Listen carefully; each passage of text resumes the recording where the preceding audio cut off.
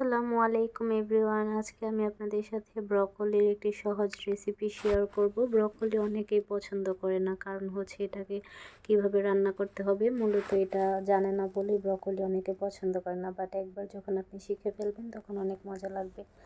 আমি তেলে প্রথমে পেঁয়াজ এবং রসুন কুচি ব্রাউন করে ভেজে নিয়েছি। এরপর এখানে টমেটো কুচিগুলো দিয়ে দিয়েছি। টমেটো কুচিটা কিছুক্ষণ ভাজার পরে আমি এখানে পানি দিয়েছি এবং ধাপে ধাপে মশলাগুলো দিয়ে নিব।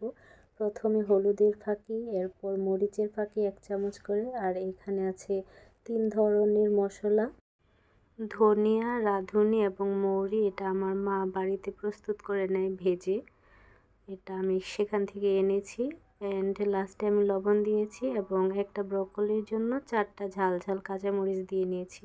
একটু ঝাল যারা পছন্দ করেন তারা 4টা দিতে পারেন, অন্যরা চাইলে আরও কমায় নেবেন।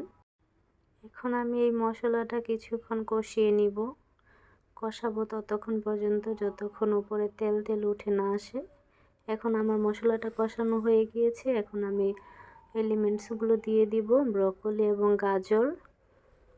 এখানে আপনার এক্সট্রা কোনো পানি অ্যাড করা লাগবে না, ব্রকলি এবং গাজর থেকেই যথেষ্ট পানি ওঠে, সেটা দিয়ে আপনার এই সবজিটা সেদ্ধ হয়ে যাবে।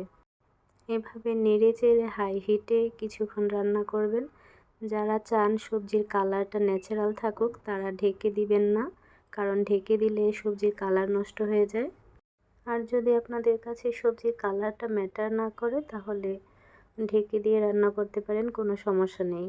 এই তো হয়ে গিয়েছে আমার ইয়াম্মি ইয়াম্মি ব্রকলি রেসিপি। এই রেসিপিটা আপনি ভাত বা পরোটা যে কোনো কিছুর সঙ্গে খেতে পারবেন, দুইটাতেই অনেক পারফেক্ট। একবার ট্রাই করে দেখুন।